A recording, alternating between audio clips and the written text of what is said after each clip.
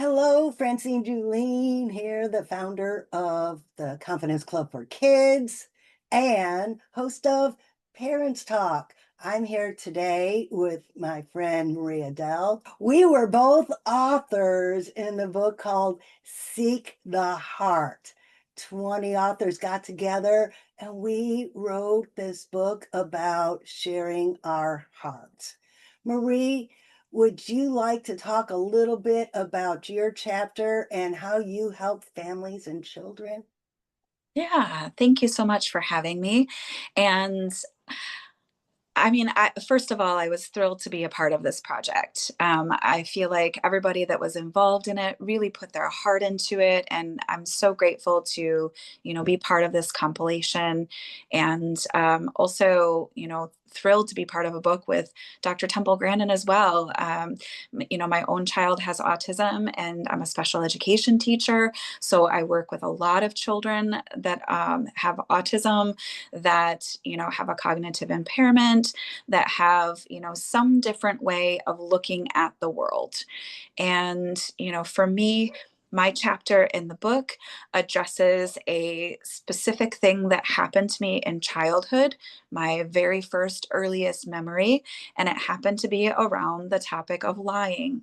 And so for me, it's been a lifetime of reframing what that word lying means and helping families to understand what that actually looks like in kids, and then being able to look and see like how you can reframe that for yourself, how you can reframe that when you look at your child, and what that journey can look like as you move through life in helping your kids to authentically be themselves and learn how to be yourself along the way. And as far as working with families, I do that similar kind of thing. I work a lot with families who, a lot of moms carry a lot of mom guilt. They carry a lot of mom blame. They carry a lot of mom shame. And that comes from really not being comfortable with who you are at the core, right? And not being aware of the things that you're not comfortable with being at the core. And it all stems from your early years. You're 0 to 3 years old. You gather so much information that is locked inside of you about who you are and, how you move through the world. And being able to acknowledge those things and choose to move in a different direction, and creating that awareness so that you can realize when those things are coming up for you, and realizing, that's a belief that I held that no longer serves me. And how do I move forward in that? And creating a plan for yourself that you can put in action so that you actually can, bit by bit, because it's not going to be overnight, and ever forward, sometimes backwards, sometimes forward again, and recreate those stories so that you are living that life that you desire to live, regardless of perfection. There's no such thing as perfection. Yet, we are all perfect, whole, and complete because we are all part of a higher divine energy. My earliest memory that stuck with me was my aunts telling me, "You'd be such a pretty girl if you just lost some weight." Well, that stuck with me. Number one, okay, I'm not pretty because I'm fat. Mhm. And number two, that I need to lose weight. So for my whole life, whenever something bad happened, well, if I could lose 20 pounds, everything would be great. Yeah. And that was my lie I told myself that, well, everything's not great because I'm overweight. If I could just lose some weight, somebody would ask me out on a date. If Yeah. I, and parents need to be aware of how their limiting beliefs will pour out to their children. And the key there, and I know I'm not a parent, but I know that I projected my limiting beliefs on other people because I knew I was right. I was lying to myself. And did you know that your brain doesn't know the difference between fact or a lie? That if you tell your brain something long enough, it will believe it. Yeah. If you tell your children that they are smart, they are beautiful, they are just what they're supposed to be enough, they will believe that. But the key to all of this is you have to identify the root cause of your limiting beliefs, because unless you know what's causing those tomatoes out on the vine to rot before you could eat them, you're never going to be able to stop that from happening. But Hmm. once you identify the birds are pecking holes in it, now you know the root cause, you could prevent that from happening. Well, it's the same in growing a child. A child's a lot like a living plant. You have to feed them and water them and make sure they have the proper sunlight and that they're protected, but you can't overprotect them because then they won't get the sunlight and the water. So how would you suggest parents go about identifying their limiting beliefs to get down to that root cause? Yeah, so I say awareness is 9/10 of the law. Being able to be aware of things are going to help you to realize that things are happening within you, and those feelings that come up within you are affecting other people as well. Understanding that we all have our own personal autonomy as well. Like we cannot think or feel any way because someone has said or done something to us. It's a physiological response, right? So we can always shift that narrative as well. And at the same time, we are human, and so we do feel things when someone says something or does something to us, and it causes that neuropathway, that chemical neuropathway, to etch in beliefs. And some of those beliefs may never go away. Like for your example, where you said, I would only be pretty if I just lost weight, right? That may never go away for you. That may always be there.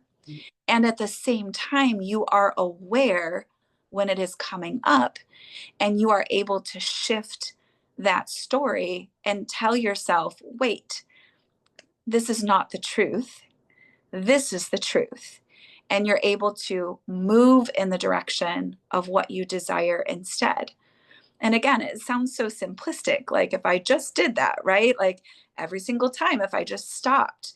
The thing is it's such a running record in our psyche that we aren't always aware of when those things happen. So it's always a great idea to utilize a coach, a counselor, a therapist, somebody to regurgitate your words back to you and help you to figure out what those underlying beliefs are and when they come out and what they mean and how to move in the direction of what you desire instead of clinging and continuing, in your analogy of gardening, to grow those limiting belief vines, roots, whatever, and let them wither while you move in the direction of what you truly desire and to grow that instead.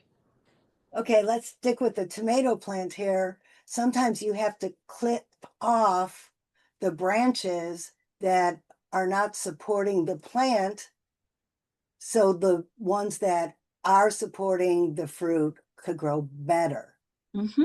And I call those, they call them the sucker leaves on a plant. Yeah, I call those sucker leaves of beliefs, boom, bad opinions of myself. yeah, And you have to know how to identify the difference between the sucker leaves and the yes, ones that are really keeping you safe. For yes, instance, I went on some really weird, unhealthy diets thinking that this was my way to lose that 20 pounds and get healthy.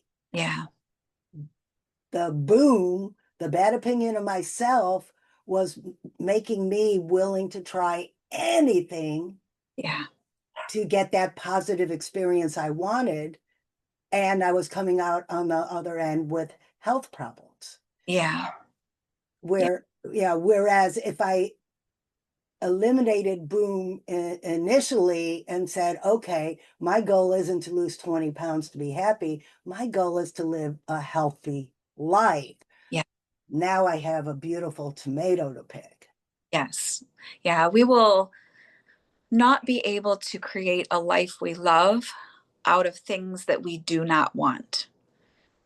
We have to be able to identify what we do want and continuously have actions, words, ways of being that move in that direction of what we desire. Because our brain doesn't hear not, don't, it eliminates that and it hears does. So when you say, I want to lose weight, all it hears is, I want weight.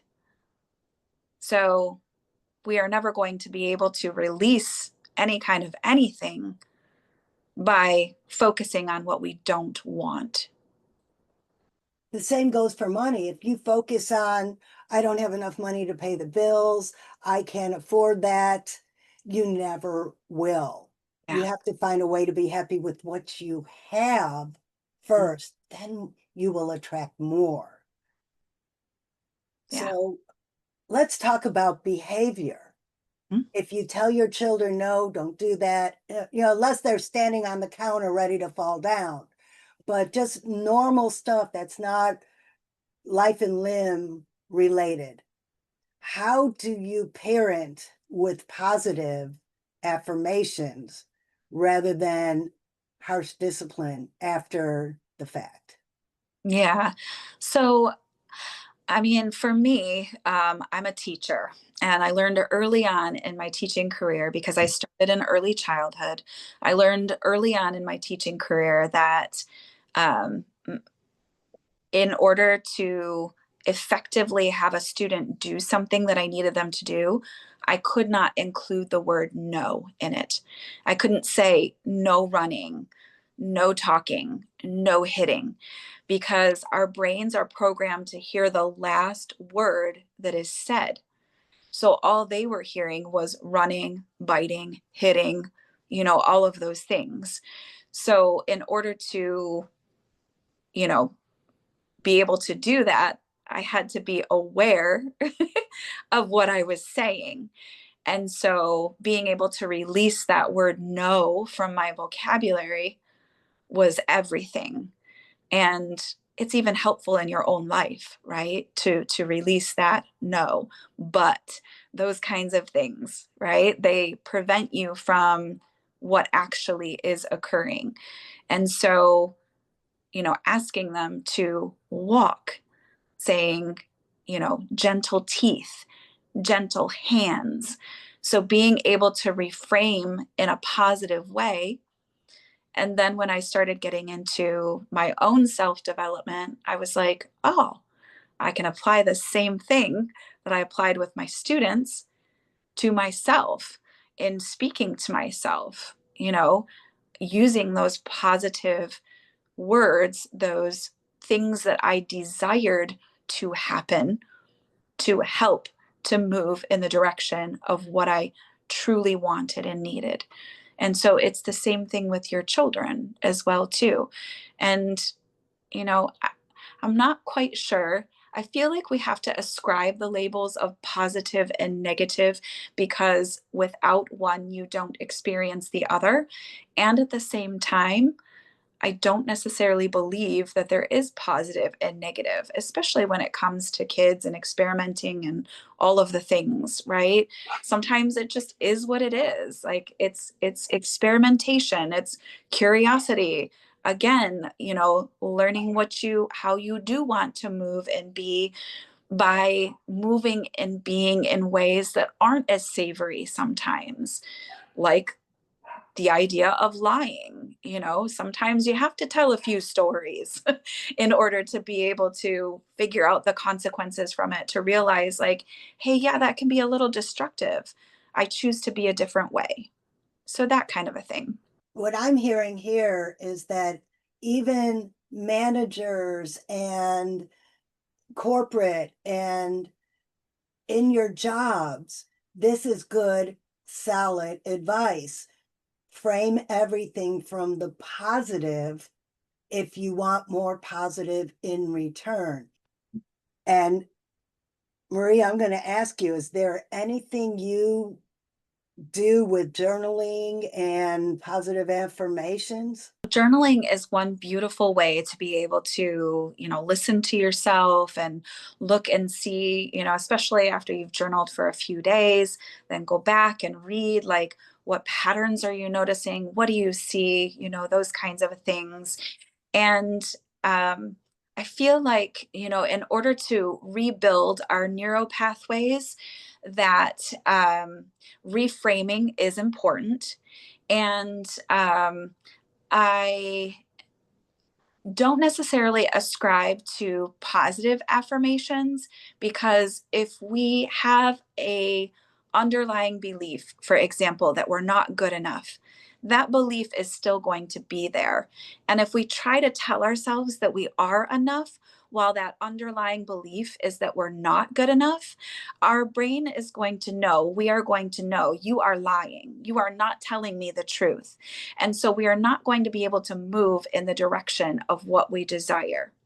So instead of focusing on I am enough, it is being in ways that allow you to be able to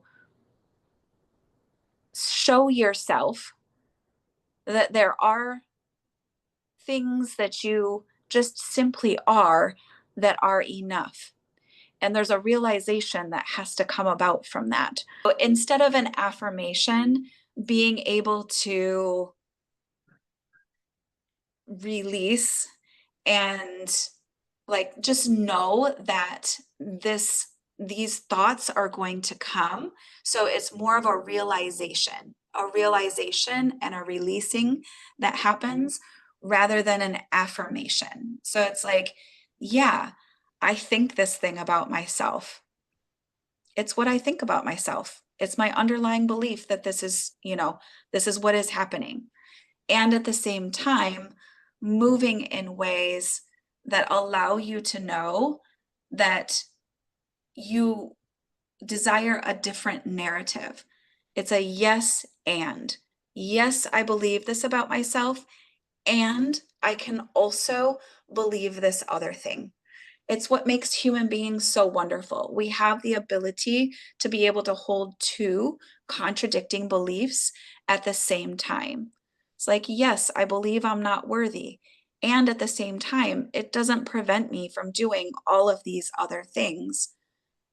And eventually, when you're, releasing that thought of you're not worthy, as you're building this life that you desire, you'll feel that less and less. So instead of affirming I am enough, it's the same thing with my daughter. Like, I try not to say things to her that are fluff, right? Like, I identify things that are, like, oh, I can see your beautiful face today, right? Instead of like, move your bangs.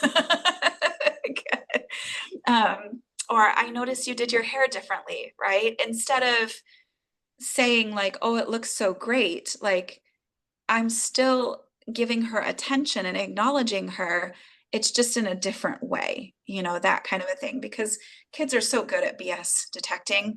And so it's, and even though I may feel those things, like I might feel like she's beautiful or lovely, if she doesn't feel like she's beautiful or lovely, she's just gonna, like, it's gonna like water off of a roof, right? It's just gonna run right off. So, she went through a phase, I feel like we all do, where she didn't feel like she was beautiful. And then Like she had some major epiphany a couple of summers ago, and she's like, yeah, I'm pretty darn cute, right? Like, so it's just those kinds of things. Like sometimes we get to let our kids experience things. We realize that we also have had experiences. And again, like we choose to move in the direction of what we desire. We can plant those seeds for our children as well, too. Yeah, I remember when I used to feel ugly too. It happens. Some days I do feel ugly, right? You get out of bed and your face is all puffy and this and that, or whatever. And at the same time, I realize that's not me, that's my body. I am beautiful. I love that. And the Believe Retreat live stream is to get people in the mindset that they can do whatever they believe they can do. And what we're doing now is we're putting together a collaboration book on people who believe they could and did. Yeah. So when we're talking about journaling and affirmations, we're talking about the person that says, oh gosh, I have a story to tell, but I'm not an author. I've got a story to tell, but I don't know how to do that. Well, guess what? No one does until they do. Yeah. Marie, did you have any epiphany like that when you said you wanted to write this story for Seek the Heart? For me, the belief that I was kind of transmuting in that is when I was growing up, I got a lot of she doesn't work to her full potential. She, doesn't complete things. If only she this, right? And I know I am a phenomenal writer. And at the same time, I was holding these beliefs of like, I cannot finish this thing, right? Even the amount of words that we were given, I was not able to write as many words as we were given. And there was a feeling about that as well, too. And at the same time, I came to realize I write beautifully. People respond to my writing. And even though I don't write as much as some other people write, I have a gift of succinctness. I am able to get the same point across that other people do in 10,000 words in like 3,500 words, right?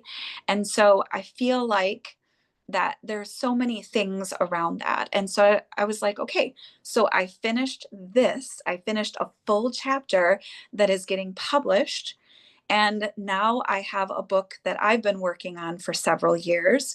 And I know that that too will be published. It will not simply be a pipe dream for me. Like I will be able to finish that thing. I finished this, it got put out. I'm going to be able to do the same thing with this. And I'm probably like 5, 6 chapters in on this. And I don't know how much more is going to be coming out of it. And I don't want there to be a ton coming out of it. It's a parenting book for parents. They don't have the time to read something that is going to take them 2 hours to read.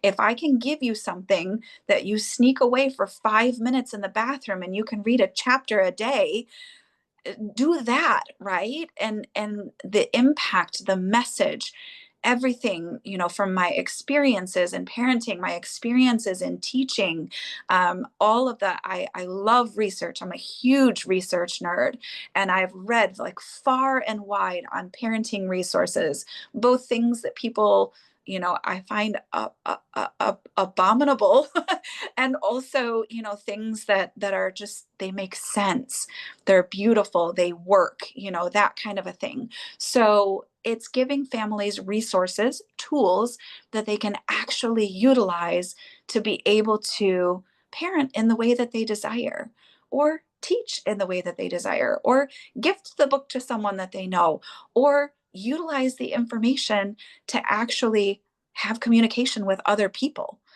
Doesn't have to be kids, right? So there's so many things in it that spark ahas, or that I hope that do, right? That's my desire. And I know that I'm going to be able to finish that soon. And it all started because you got your chapter put in this book, Seek the Heart. Yeah. she didn't believe she could be an author until she was not only an author, but an international best-selling author. Yes. So believe that you can too, and believe your kids can. My publisher son, 12 years old, and he's written a dozen books on Yeah. Amazon, and he's won all kinds of awards. Believe you can, and you will. I love the yes and approach. The yes, I have these limiting beliefs. Yes, I sometimes don't finish things. Yes, I have a problem writing enough words, and that's okay because the few words I wrote were written well. Yes. And you know what? On a team, since the book that I'm promoting right now is a collaboration on our team, we need the person who can write succinctly and Yeah. just tell their straight out story. And we need the person to give all that fluff to the person who needs the fluff. Yeah. That's the great part of being in an anthology with Yeah. other authors is there's something in it for everyone. And being a research nerd, if you're a research nerd, we need research nerds too, Yeah. because there's going to be some factors tying the chapters together that may require research. I love working on a team because the superpower one has will work along with or compensate for the other person's superpower. I don't call it a lack of skill. You Yeah. just have a superpower in a different area. Yeah, and that like that's what makes the world go round, right? And one person is going to read my book and they're not going to resonate with it. And maybe a dozen people will, and they will, right?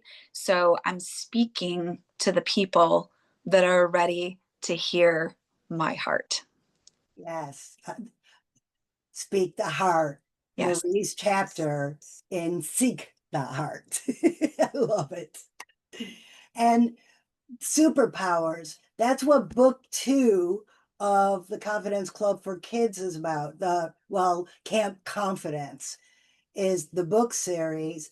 And in book two, Sparkle Feathers and Princess Francie help the kids explore their superpowers that they're keeping bottled up because it's what makes them different. And you know how we were when we were kids. Oh my God, I don't want to be different. I want to blend in with everybody. But remember, your superpower is what makes you uniquely you. So let your sparkle shine. That's the name of my second book for children. Be, let yourself be. That's it. Let yourself be.